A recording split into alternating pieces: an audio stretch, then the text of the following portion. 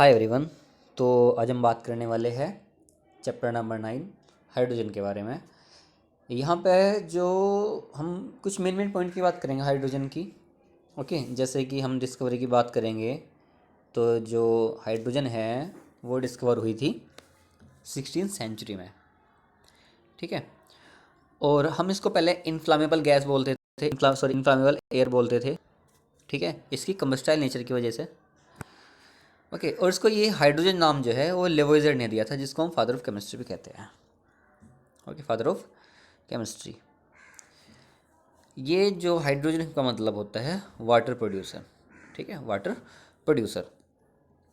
उससे बाद में बात करेंगे हम position of hydrogen in periodic table के पोजीशन कहाँ है हाइड्रोजन की। ठीक है, और आप सबको पता होगा कि जो हाइड्रोजन है मेरे पास, हाइड्रोजन है उसका एटॉमिक नंबर क्या होता है? 1, है ना, 1 होता है। तो जो इसका इलेक्ट्रॉन कॉन्फ़िगरेशन बनेगा वो क्या बनेगा? 1s1, 1s1 बनेगा। ओके, कितनी शेल होंगी उसमें? केवल एक शेल होंगी इसमें, केवल और केवल एक शेल होंगी। ठीक है, और आपको ये भी पता होगा या नहीं पता, मैं बता देता हूँ। जो हाइड्रोजन सिचुएटेड है पीरियोडिक टेबल में वो एस ब्लॉक के फर्स्ट ग्रुप में प्रेजेंट है, एस ब्लॉक के फर्स्ट ग्रुप में प्रेजेंट है। ठीक है, और उससे नीचे सब क्या रखे हुए हैं? एल्कली मेटल्स रखे हुए हैं। ठीक है, एल्कली मेटल्स रखे हुए हैं। ओके, देखते हैं एल्कली मेटल्स से कैसे सिमिलैरिटी रिप्रेजेंट करता है hydrogen. Okay, resemblance with alkali metals के सिमिलैरिटी क्या है एल्कली मेटल की प्रॉपर्टी में और हाइड्रोजन की प्रॉपर्टी में। चलिए देखते हैं। सबसे पहले इलेक्ट्रॉन कॉन्फ़िगरेशन मैंने क्या बताया था, 1s1 होता है हाइड्रोजन का। ठीक है, और आप लिथियम का देखिए, लिथियम का एटॉमिक नंबर क्या होता है? 3 होता है ना। जब लिथियम का एटॉमिक नंबर 3 होता है तो इसका इलेक्ट्रॉन कॉन्फ़िगरेशन बनाएंगे, क्या बनेगा? 1s, 1s2, 2s1, है ना। तो आउटर मोस्ट सेल में क्या आएगा आपके? इसके s1 आएगा। और हम देखते हैं हाइड्रोजन में भी क्या आता है? s1। और सारे के सारे एल्कली मेटल्स में क्या आता है? s1 s1 s1। बस शेल बढ़ जाएंगे। जैसे हाइड्रोजन में एक शेल है, लिथियम में 2 शेल होंगी, सोडियम में 3 शेल होंगी, पोटेशियम में 4 शेल होंगी और रुबिडियम में 5 शेल होंगी। नेक्स्ट आपका इलेक्ट्रोपॉजिटिव कैरेक्टर, है ना, इलेक्ट्रोपॉजिटिव कैरेक्टर। जैसे एल्कली मेटल्स H पॉजिटिव बनाते हैं, sorry alkali metals positive ion बनाते हैं, जैसे Na positive, K positive, Rb positive, है ना। ऐसे हाइड्रोजन भी नेचर रखता है पॉजिटिव आयन बनाने की। Okay, oxidation state alkali metal की +1 होती है, सबको पता है ना। हाइड्रोजन की भी क्या होती है कंपाउंड में? +1। हालांकि ये बात अलग है कि हाइड्रोजन जो है कोवलेंट कंपाउंड बनाता है। जैसे Cl मेरे पास एग्जांपल है, Cl की Cl नेगेटिव के साथ ये कोवलेंट कंपाउंड है HCl, और ये आयनिक, है ना, NaCl। Reducing agent, reducing agent वो होता है जो इलेक्ट्रॉन देने की नेचर ज़्यादा रखता है ना, अच्छा रिड्यूसिंग एजेंट। और like alkali metals hydrogen is also a good reducing agent. Okay, example में हम देख भी सकते हैं, जो हाइड्रोजन है यहाँ पर कॉपर के ऑक्साइड को रिड्यूस कर रहा है, किसमें? कॉपर में। ओके, यहाँ पर नेक्स्ट टॉपिक होगा आपका combination with electronegative atom. Combination with electronegative atom, जैसे कि हमने HCl और NaCl का एग्जांपल तो पहले भी दिया था, ये वाला, है ना। HCl का एग्जांपल तो हमने पहले भी दिया था, NaCl का। H2 मेरे पास बहुत अच्छा एग्जांपल है, सोडियम ऑक्साइड नॉन मेटल के साथ कंबाइन हो रहा है। यहाँ पे H2S Na2S नॉन मेटल के साथ कंबाइन हो रहा है ना। अब हम देखते हैं कि ये हाइड्रोजन डिफरेंट कैसे है, हाइड्रोजन डिफरेंट कैसे है एल्कली मेटल से। ठीक है, चलिए शुरू करते हैं। आयनाइजेशन एंथैल्पी, आयनाइजेशन एंथैल्पी क्या होती है? किसी एटम से इलेक्ट्रॉन निकालने के लिए, आउटरमोस्ट से इलेक्ट्रॉन निकालने के लिए हमें जितनी एनर्जी की नीड होती है वो क्या है? आयनाइजेशन एंथैल्पी है। हम देखते हैं हाइड्रोजन की आयनाइजेशन एंथैल्पी 1312 किलोजूल पर मोल है, और जो एल्कली मेटल्स है उनकी इससे कम है, बहुत कम। देखिएगा 520, 495, पोटेशियम 418 कम है ना, मतलब आयनाइजेशन एंथैल्पी ज़्यादा है हाइड्रोजन की, तो इलेक्ट्रॉन निकालने के लिए ज़्यादा एनर्जी की ज़रूरत पड़ेगी हमें हाइड्रोजन से। और ये इम्प्लाई करता है कि कि हाइड्रोजन में H पॉजिटिव बनाने की टेंडेंसी कम होती है, किससे? एल्कली मेटल से। ठीक है, नेक्स्ट देखते हैं size and existence of H positive. पहली बात कि एक्वा सॉल्यूशन में H पॉजिटिव मतलब फ्री में होता है, किस फॉर्म में होता है? H3O पॉजिटिव के फॉर्म में, है ना, H3O पॉजिटिव के फॉर्म में। और जो मेरे पास एल्कली मेटल होते हैं वो होते हैं हाइड्रेटेड, वो होते हैं हाइड्रेटेड। ठीक है, डिफरेंस देखते हैं हैलाइड में। मैं पहले भी एक बार बात बता चुका कि डिफरेंस कैसा होता है हैलाइड में। HCl क्या बनाता है? कोवलेंट, है ना, और NaCl आयनिक। ठीक है, और HCl गैस है और NaCl क्या है? सॉलिड है। ठीक है, नेक्स्ट है रिसेम्बलेंस विद हेलोजन की सिमिलैरिटी कैसी है हेलोजन से। ठीक है, सिमिलैरिटी कैसी है हेलोजन से, क्योंकि काफ़ी बार ये हो चुका कि हम हाइड्रोजन कहाँ रखे हैं, हेलोजन के ऊपर रखे हैं, फिर एल्कली मेटल के ऊपर रखे हैं, हेलोजन के ऊपर रखे हैं, एल्कली मेटल के ऊपर रखे हैं, क्योंकि ये दोनों से ही सिमिलैरिटी रिप्रेजेंट करता है। ठीक है, एल्कली मेटल जैसे H पॉजिटिव बनाता है और हेलोजन जैसे H नेगेटिव भी बनाता है। ठीक है, अच्छा हमने वहाँ पे बात की थी सबसे पहले इलेक्ट्रॉन कॉन्फ़िगरेशन की सिमिलैरिटीज़ में, और यहाँ बात करेंगे हम इलेक्ट्रॉन कॉन्फ़िगरेशन। सबसे पहले हम देखिए इसका स्टेबल इलेक्ट्रॉन कॉन्फ़िगरेशन होने में एक इलेक्ट्रॉन की कमी है हाइड्रोजन की। और हम देखते हैं फ्लोरीन और क्लोरीन को, यहाँ पे भी एक इलेक्ट्रॉन की कमी है, क्योंकि देखिए क्या बनेगा, फ्लोरीन का 9 होता है तो 2 7 बनेगा, है ना, 2 7 बनेगा। एक इलेक्ट्रॉन की कमी है, हाइड्रोजन क्या बनेगा? 1 बनेगा। तो एक इलेक्ट्रॉन की कमी है ना, एक इलेक्ट्रॉन की कमी है इलेक्ट्रॉन कॉन्फ़िगरेशन पूरा होने में, या noble gas electron configuration attend करने में। एटॉमिसिटी, एटॉमिसिटी मीन्स कैसे रहते हैं ये। ठीक है, जैसे हाइड्रोजन एग्जिस्ट करता है H2 की फॉर्म में डायटोमिक स्टेट में, हाइड्रोजन भी कैसे एग्जिस्ट करते हैं? Cl2 Br2 I2 इस तरीके से। इलेक्ट्रोकेमिकल नेचर, है ना, इलेक्ट्रोकेमिकल नेचर यहाँ पे लिखा है during electrolysis of LiHCH2 in molten state hydrogen is evolve at anode, है ना, इंडिकेटिंग इट्स इलेक्ट्रोनेगेटिव नेचर। ठीक है कि LiH और CH2 में ये एनोड पे मिल रही है क्योंकि ये इलेक्ट्रॉन एक्सेप्ट कर रही है ना, इलेक्ट्रॉन एक्सेप्ट कर रही है। ऐसे ही जो हेलोजन है वो भी करते हैं। ठीक है, वो भी कहाँ लिबरेट होते हैं, वो भी कहाँ मिलते हैं? एनोड के ऊपर ही, इलेक्ट्रोलाइसिस में। ठीक है, ध्यान दीजिए। नेक्स्ट है आपका ऑक्सीडेशन स्टेट। हाइड्राइड में जनरली अगर हम और कंपाउंड में बात करें जहाँ पे जो एटम है हाइड्रोजन से मोर इलेक्ट्रोनेगेटिव है, वहाँ पे हाइड्रोजन की ऑक्सीजन स्टेट होगी आपकी +1। लेकिन हाइड्राइड में क्या होती है? -1। ये आपके रेडॉक्स रिएक्शन में हमने जो चैप्टर गया है, चैप्टर नंबर 8, वहाँ पे बात हुई थी इसकी। NaCl, NaCl में Cl की क्या है? नेगेटिव। NaH में H की क्या है? नेगेटिव। तो ऑक्सीडेशन स्टेट में भी सिमिलैरिटी है। ठीक है, नेक्स्ट है आपका कॉम्बिनेशन विद एल्कली मेटल। जैसे कि हाइड्रोजन रिएक्ट करता है, क्या बनता है? LiH, ऐसे LiCl भी बनेगा। सोडियम हाइड्राइड बनेगा तो NaCl भी बनेगा, कैल्शियम हाइड्राइड बनेगा तो CaCl2 भी बनेगा। सिमिलैरिटी है। हैलाइड क्या है? CCl4। हाइड्राइड क्या है? CH4। Combination with non metal के बारे में बात करें हम यहाँ पे, यहाँ देखिए। ठीक है, GeCl4 GH4 जो जर्मेनियम है हाइड्राइड बनाता है और क्लोराइड बनाता है। ठीक है, यहाँ ध्यान दो। Ionization enthalpy. ठीक है, अब जैसे हेलोजेंस की आयनाइजेशन एंथैल्पी बहुत ज़्यादा होती है ना,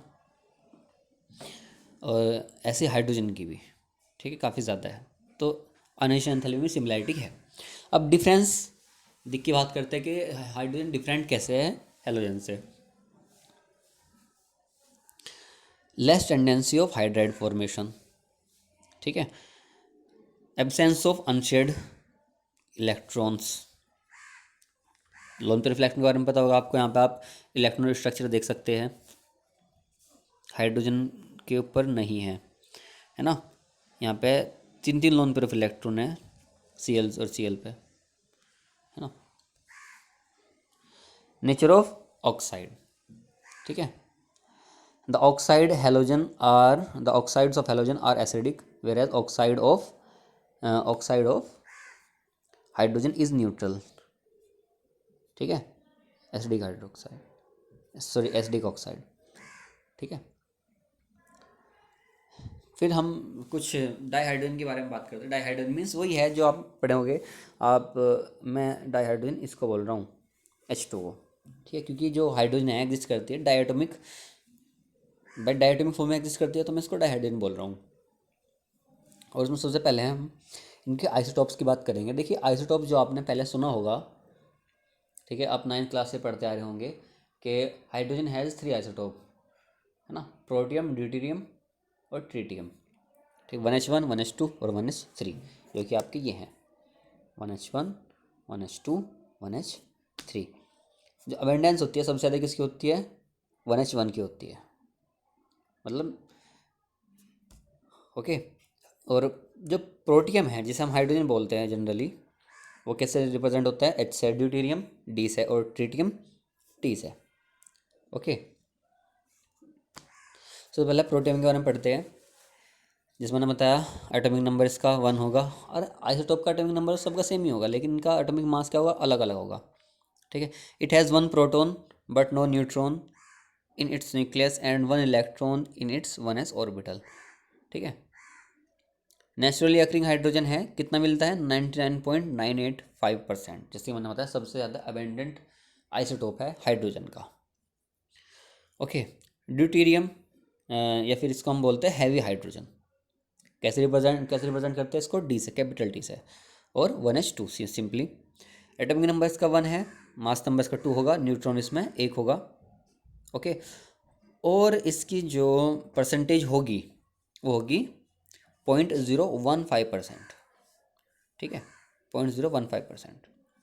कैसे बनता है? हैवी वाटर के इलेक्ट्रोलाइसिस से। आगे बात करेंगे tritium.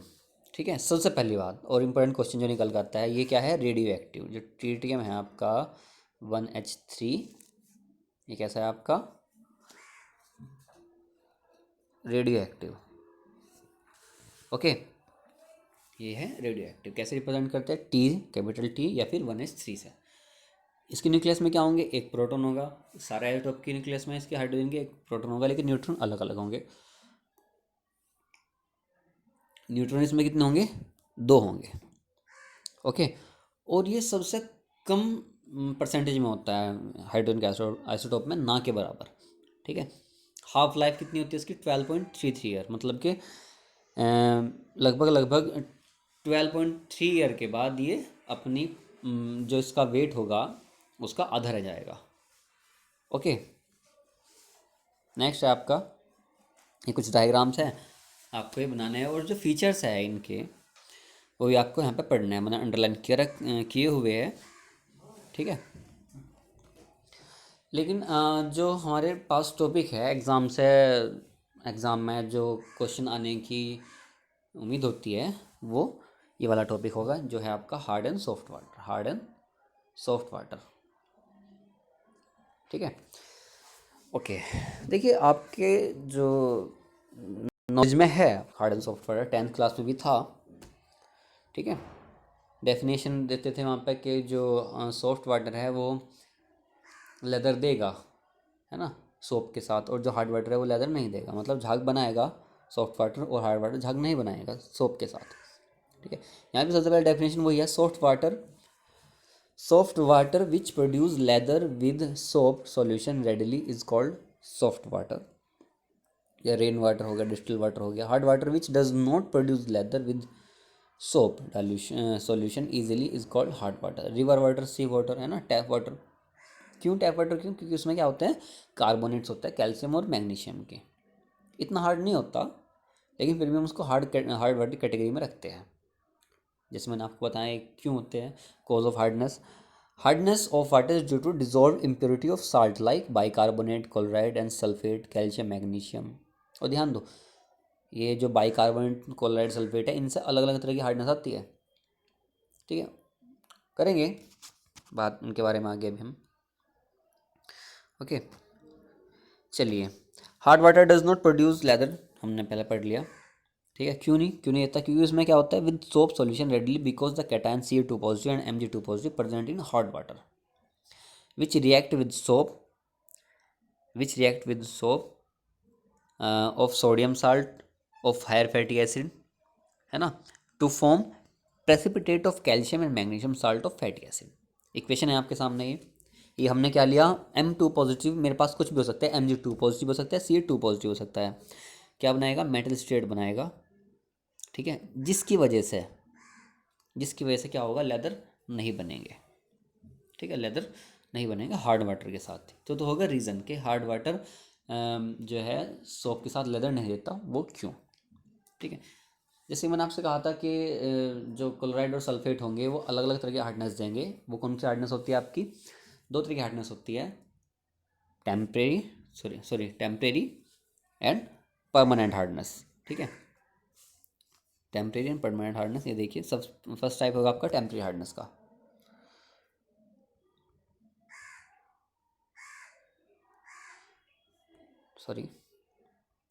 Temporary hardness due to the presence of soluble bicarbonate। अभी आपका बहुत अच्छा क्वेश्चन बनेगा, यहाँ से हम पूछ सकते हैं आपसे कि which cause of temporary hardness, आपका आंसर होना चाहिए bicarbonate of calcium and magnesium. Such water also sad possess carbonate hardness। The temporary indicate that most of hardness can be removed by simply boiling। The bicarbonate of calcium and magnesium are formed in water by dissolution of carbonates of calcium and magnesium in presence of atmospheric carbon dioxide। Next देखते हैं,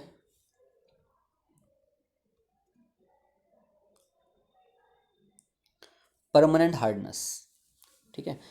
अब ये बहुत सवाल बनता है कि permanent hardness की वजह क्या है, इसका रीज़न क्या है। इसका रीज़न है the presence of chloride and sulfate of calcium and magnesium। Such water is also said to possess non-carbonate hardness, ठीक है। Carbonate hardness, temporary hardness, non carbonate hardness, permanent hardness, okay. The term permanent hardness indicate that such type of hardness can not be removed by simply boiling. हम permanent hardness को water को boil करके नहीं दूर कर सकते, okay.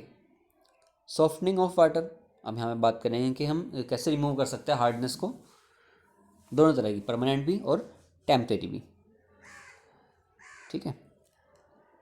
मेरे पास सबसे पहला मेथड होगा, जैसे कि हमने पहले बात की, बॉइलिंग। अब बॉइलिंग में क्या होगा, हम टेम्परेरी हार्डनेस को दूर करने के लिए वाटर को सिंपली बॉईल करेंगे लगभग 10 से 15 मिनट तक, ठीक है, 10 से 15 मिनट तक, और उसके बाद हम उसको सिंपली फ़िल्टर कर लेंगे, ठीक है। होगा क्या उसमें, जो आपके सोल्यूबल बाइकार्बोनेट थे, कैल्शियम कार्बोनेट या मैग्नीशियम बाइकार्बोनेट, वो क्या काहे में चेंज होंगे, वो इनसोल्यूबल कार्बोनेट में चेंज हो जाएंगे, जिसको हम किसी फ़िल्टर से किसी भी, आप फ़िल्टर के लिए कुछ भी यूज़ कर सकते हो, जिसके पोर बहुत ही छोटे हो, आप उस छन्नी को यूज़ कर सकते हो, फ़िल्टर पेपर यूज़ कर सकते हो, है ना, कोई कपड़ा यूज़ कर सकते हो, ठीक है, वट एवर जिसके पोर छोटे हो, मतलब जहाँ से कार्बोनेट निकल ना सके, ओके। सेकंड मेथड मेरे पास है कैल्शियम हाइड्रोक्साइड मेथड, या फिर हम इसको बोलते हैं क्लार्क्स मेथड। क्लार्क ने दिया था तो क्लार्क्स मेथड, ठीक है। Calculated quantity of lime is added to temporary, lime means calcium hydroxide, ठीक है, या फिर सिंपली बुझा हुआ चूना जिसको हम बोलते हैं, ठीक है। Temporary hard water, the soluble bicarbonate are converted into insoluble carbonate which settle at the bottom of tank and are removed by filtration. ध्यान दो, यहाँ पे भी हमारा जो कॉन्सेप्ट है वही है, हमने बुझे हुए चूने को डाला बाइकार्बोनेट को कार्बोनेट में चेंज करने के लिए, ठीक है, जिससे मेरे पास क्या आ गए, इनसोल्यूबल कार्बोनेट आ गए, जो कि छान के हम दूर कर सकते हैं, ठीक है। और भी मेरे पास बहुत सारे मेथड है परमानेंट हार्डनेस दूर करने के, जिसमें सबसे पहला और कारगर मेथड होगा मेरे पास addition of washing soda. Addition of washing soda वही Na2CO3, ठीक है, Na2CO3 सोडियम कार्बोनेट। वो करेगा क्या, वो अपने कार्बोनेट देगा, और जिस हार्डनेस है, जिस आयनों की वजह से, मतलब कि कैल्शियम और मैग्नीशियम की वजह से जो हार्डनेस है, इनकी वजह से हार्डनेस है जो, उनके साथ रिएक्ट करेगा और सोल्यूबल सॉरी इनसॉल्युबल कार्बोनेट बनाएगा। ठीक है, हमारे पास फंडा वही है कि कार्बोनेट बनाओ और उनको फिल्टर कर लो। और भी हमारे पास है जैसे कि एडिशन ऑफ सोडियम पॉलीमेटाफॉस्फेट है, आप इसको पढ़िएगा क्योंकि थ्योरेटिकल पार्ट है, इसलिए हमने इस तरीके से स्क्रीन रिकॉर्ड करके वीडियो बनाई है। ठीक है, अगर यहाँ पर न्यूमेरिकल पार्ट आता, ठीक है, तो हम ऐसे जैसे बोर्ड पे या पेज पे वीडियो बनाते हैं ऐसे बनाते हैं। ठीक है, आप इनको पढ़िए। ठीक है, ठीक है, यहाँ से क्वेश्चन आपको पक्का मिलेगा। ठीक है, कुछ मेथड्स है परमानेंट और टेम्परेरी हार्डनेस रिमूव करने के। ओके।